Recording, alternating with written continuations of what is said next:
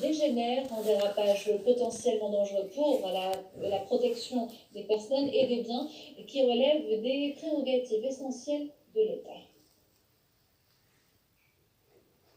Et dès l'annonce de la démission de Abdelaziz Bouteflika, des rassemblements dans les rues d'Alger ainsi que d'autres wilayas du pays, dans la majorité, les réactions des Algériens sont positives. Une victoire pour le peuple qui manifeste depuis le 22 février pour le départ de Bouteflika et pour un changement radical, comme vous allez le voir dans la wilaya de Boudjbari.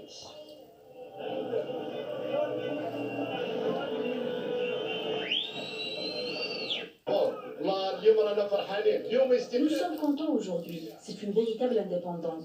Nous avons réussi. Nous demandons à Ahmed Gaïd Salah de poursuivre son travail. Toute la bande doit rendre des comptes.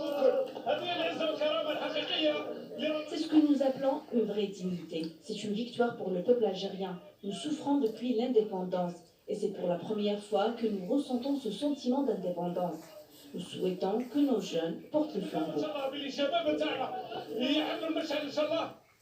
Suite à la démission du président Bouteflika, c'est l'article 102 de la Constitution qui s'applique.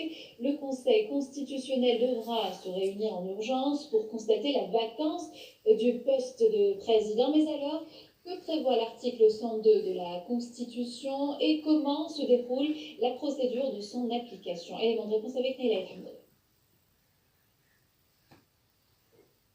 L'article 102 de la Constitution, révisé le 6 mars 2016.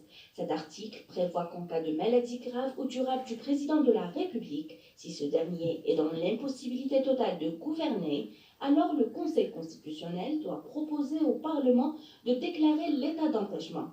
C'est alors le président du Conseil de la Nation, en l'occurrence Abdelkader Ben Salah, qui prend les rênes du pays.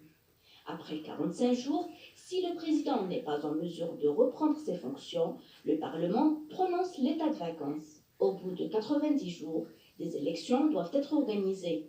Le chef de l'État, ainsi désigné, ne peut être candidat à la présidence de la République.